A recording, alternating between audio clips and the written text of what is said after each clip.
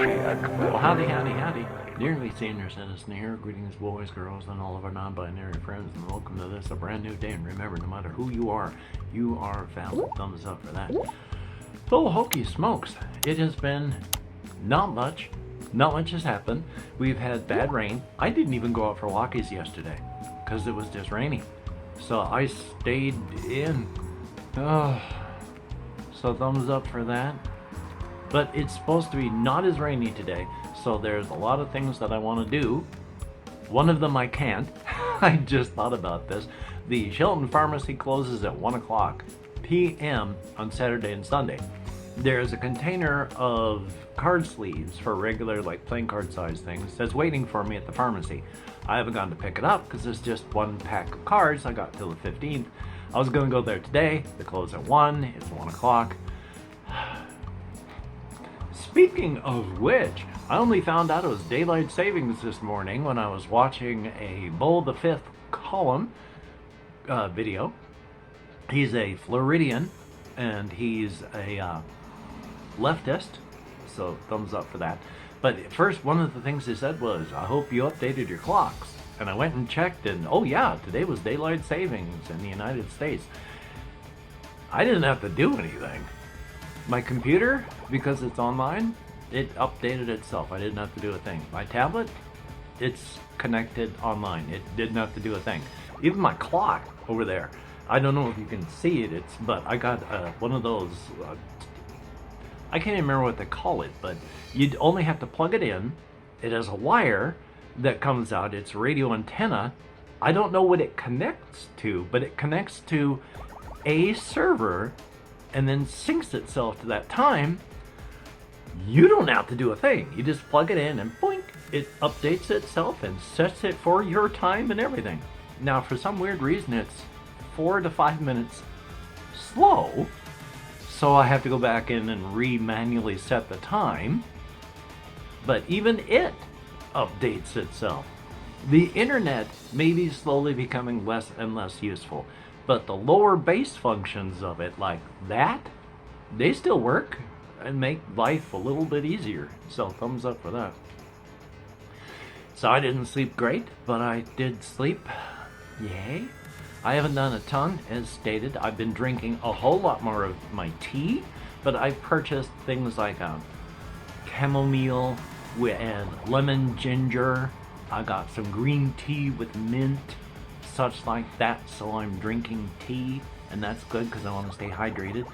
I got my rice cooker out because I need to clean off the top of it where, you know, the steam and rice particles come up against the lid, so I need to clean that off. It's still waiting there to be cleaned up, but it's pretty much turned out.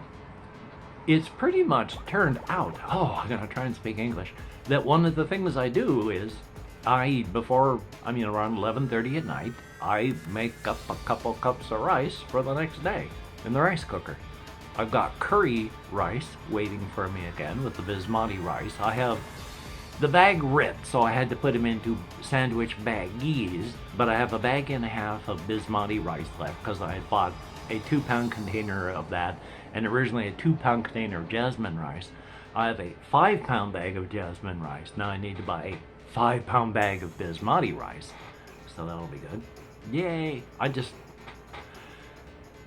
I have to fight against things. I need to really fix my diet because I want to eat rice all the time. I mean, every time I'll eat, 2 hours later I'll find myself going, gosh, you know, I wonder if I can have some rice. And I was like, oh, I'm just all the time thinking about eating rice, which means I need carbohydrates and fiber. I know I need fiber, so yay. But still, rice is good, and I got things to put it on and things to mix with it, and it's all thumbs up. I'm really turning into a rice person. Thumbs up. Anyway, though, with that on the side, speaking as well on the physical side of things, one of the things I'm really trying to learn, Bag of Dungeon right now. This game is good, but it also irritates me. There is so much that is left unclear because the authors want you to homebrew the rules. They don't tell you to homebrew the rules in the instruction book. They just leave it so vague, it's very frustrating. and then there's no place to figure out what you're supposed to do, you're just supposed to do it on your own. Because, like, there are 4 characters. And if you want to play solo, you can play them all by yourself. And if you want a challenging game, play one. Well, when you're playing with 4 people, 4 characters, each of you plays in turn. What if you got 4 characters and you're playing solo? It doesn't say play each character in turn because they each have action points. Because if you're playing with 4 people, each person goes in turn until they spend their action points. So when you've got those 4 characters and you're playing solo, do you do it the same way? Each one of your characters has to spend their action points before you go on to the next one? Or can you break them up and split them as a group? Rules don't say. They just say, hey, for a more challenging game, play 1 character. Rules don't say. They want you to homebrew it because they just don't do a good job on the rules. And there are other games that are just as simple, where the manuals are like 3 times as big because they go through and they tell you, if you have a question, I mean, they're not saying dogmatically, these are the rules, but they're going, if you have a question, this is how you can resolve it. And this is a question, here's how you can resolve it. We realize this part of the rules is a little vague. Here's how you can resolve it.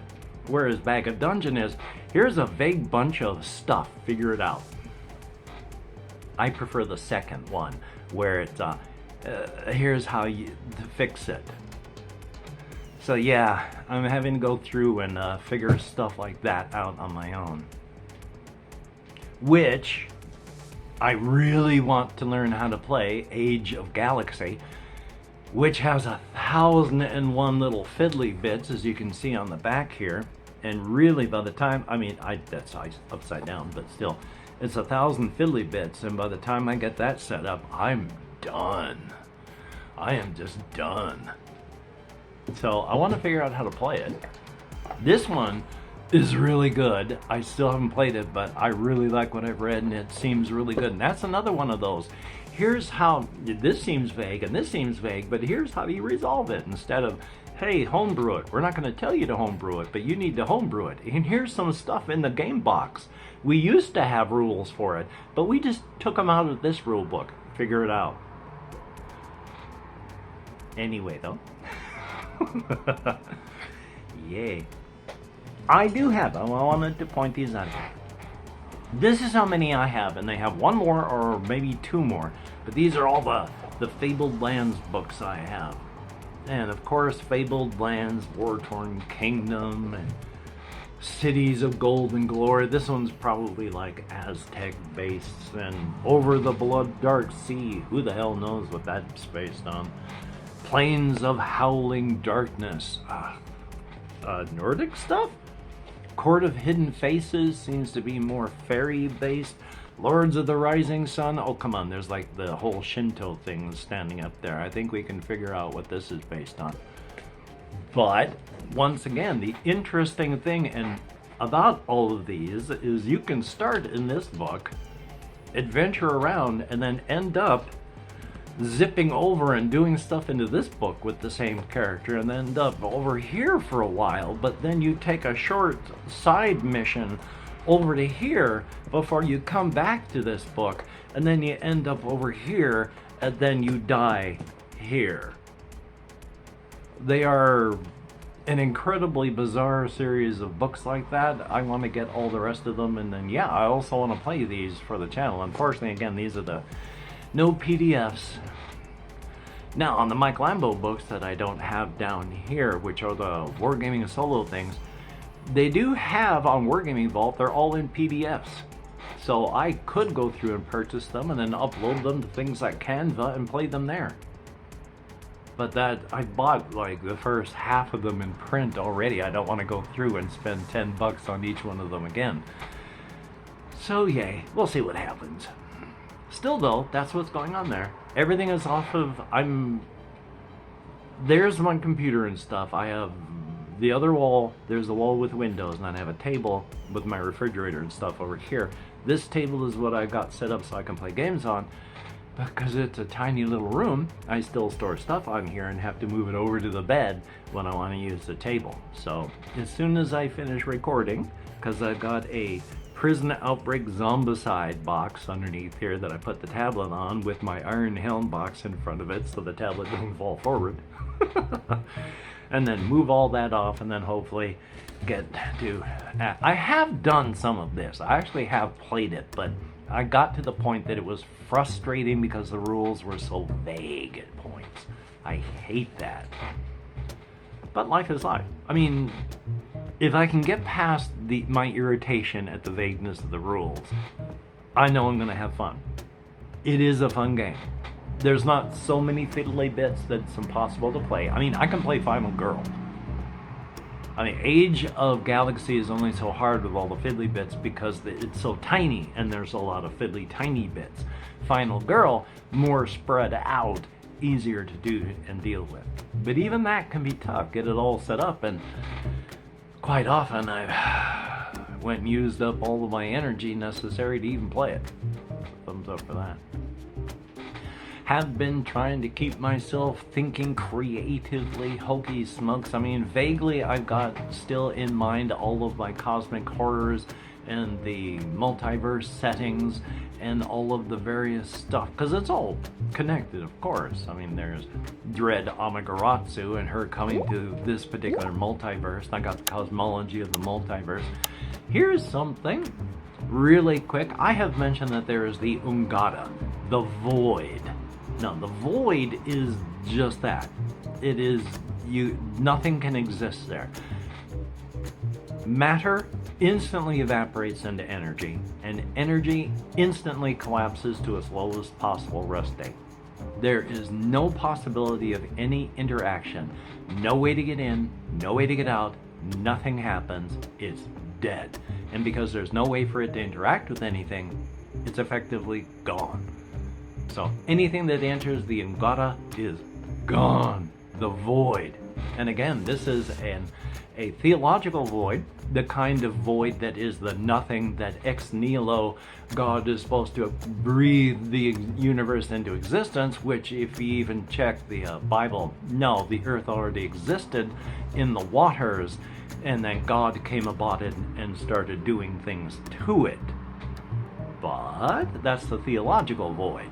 It's also a philosophical void in that even if you apply labels to it, that's too much, because you can't say there's nothing there, because to give it the label of nothing implies the existence of something, and that is way too much and too crowded for the Ungata, too crowded for the void.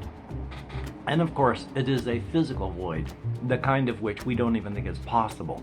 There is nothing happening on the quantum level, anything. In our universe, there is no such thing as nothing. Even what you perceive as nothing is bubbling with quantum foam. There is no nothing. We don't even know if nothing is possible. Creation itself and life itself seem to be just a natural part of the universe. Why is there something instead of nothing? Because it's a natural process. Something seems to be the natural way things happen. But it is a theological, philosophical, and physical void. And on our level of existence, it is infinitely large. But if you take yourself out of our frame of reference, like if in the book, and then it's been done similar on different areas with other people, Flatland, which is a book about people who live in a two-dimensional plane, where a two-dimensional object casts a one-dimensional shadow. A three-dimensional object, we cast a two-dimensional object. A four-dimensional object casts a three-dimensional shadow. We can't understand how these things are and work, but reality is that way. There are different wavelengths and such for reality. If you can go up one more click, all of our electromagnetic, this is metaphorical, our electromagnetic, oh my God, the entire electromagnetic range is like their visible light range with their whole full spectrum available to them. If we go downward one tick, our visible light range is effectively their full spectrum, and it goes downward recursively infinitely, upward incursively.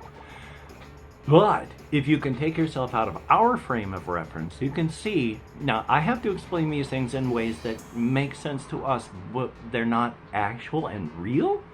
And it's the best that I can do, because I'm talking about things that don't exist in such a way that we literally could not envision them. We are three-dimensional creatures. We can't envision a fourth dimension. We are three-dimensional creatures. A cosmic horror is beyond our understanding. I'm trying to define in English terms things that can't be defined in English terms. But if you take ourselves out of this frame of reference and look upon the Ungata from the out of our frame of reference, and look at just a portion of it in like a three-dimensional box, and the Ungata on that frame, taking yourself out of our frame of reference, is like an amorphous blob shape inside of other objects and spaces in that cube. And if you click upward and continue moving this way, it gets smaller, moves, and changes until it's not there anymore. If you move downward, it gets bigger, changes, maybe fill up that whole frame of reference box, and then gets smaller with weird tentacles coming down. In our frame of reference, it's infinite. Take yourself out of that frame of reference, it's not. And the more you click up this way or this way, the more or less dangerous it may become. So yeah, I only write about this level of the electromagnetic reality. Even though within our multiverse, we are out in the Ungarden, the cold and dark. And then the next layer of the multiverse is the Ungara. No, I'm sorry, the Ungare, which is one tick up, and it's hotter and denser. And then there's the Ungara, closest to the singularity at the center of the multiverse, that is another tick up, hotter and denser. We would burn into quantum ash the very moment that we entered the Ungara. We would die within a year from cancers and more if we entered any world of the Ungare. Just as anyone from the Ungara who came to our universe would burn our universe into quantum ash, and anyone of the Ungare who came down to the Ungarden, they would slowly just find themselves dying. They're not getting what they need. Just as we as human beings cannot synthesize vitamin C and need vitamin C from external sources, and we need sunlight to make vitamin D in our skin, these people from the Ungare would not be getting just that background stuff, and they would slowly starve and die after about a year, just as we would die of cancers and tumors if we went to the Ungare. Yay! But yeah, the Ungara, which again, there is the singularity in the Ungara and the Ungata, which is, call it that because it's weird, but too close to the singularity, it is too hot, like fluid dynamics hot. Nothing can exist there. It is all like the singularity before the universe, our universe, expanded. Too far out, it's the Ungata, but there is that thin circular film that goes in, well, it's a sphere around, define it in ways that it isn't really, because these are existences that we can't even conceive, that I have to write about and talk about, where it is a sphere around it, and then that thin sphere is where all of the multiverses are, because it's here things can exist. Too close? They can't. It is too hot. Too far out? They collapse into nothing in the Ungata. But right there, in that thin, tiny film, there are all of the multiverses. Yay! Talk more about that later, because hokey smokes, I've talked out a lot, and it's starting to sparkle up here again, so I gotta be careful. It is raining. I gotta go walkies. I want to go out to places and do things. So I don't just want to be trapped here in this cracker box. Yay. Hopefully you can get done the things that you want to get done. That would be good. For every one of my Patreon patrons, you are beautiful and awesome people. Thumbs up and thank you. You've taken me from being a Christmas monkey, getting hosed on the regular, to just being a hurting monkey. And I appreciate that so much. I can't put your names up here yet, but when you look in the mirror, know that you're looking at someone who is beautiful and awesome. For everybody that has left me a comment that is not abusive, I don't get many, but I get occasional one. I had to get rid of one just semi-recently. It was about one of my reaction videos where I still defend most of them. I did not realize that I was suffering from undiagnosed ADHD, so I did the best I could with my reactions. Some of them suck. Some of them are awesome. But I get the occasional very abusive comment, and those go away. But for everyone who doesn't leave an abusive comment, thumbs up, thank you, it is appreciated. You are beautiful and awesome people. So yeah, oh, and yes, if you've watched this far, Fabled Lands. Down in the comments for engagement and to let me know. Soon. And I'm going to be doing 20-minute releases of the reading of The Color Out of Space so that I can get it done. I've been thinking of trying to use some kind of free AI visualizer because I did not record this so that my face could be seen because that wasn't the plan. But I want something for people to look at if they don't just put it on in the background where you can't see it. So thumbs up on that. Anyway though, I got a whole busload of things that I want to do today, as well as try and do some recording of maybe a game or not, but maybe I'm just going to try and do some other type thing because I got a busload of stuff here to do. So thumbs up. You take care. Have a great day today. I will see you on the flip side, and that is indeed a very good thing. I mean, I am happy enough being on my own. On my own. I don't really need to be around and interacting with people all the time. And I'm okay with a generally smaller place because I can't take care of a larger one because of my physical, needs and abilities. But even I don't like being trapped in a tiny little cracker box. I go stir crazy. I may be neurodiverse, but I'm still a human being. So thumbs up. I'll talk to you later. And, I don't even know if surgery will make it better. Maybe it'll just stop it from getting worse and just keep it where it is right now. I can live with that, but spinal stenosis with nerve compression blows. You take care.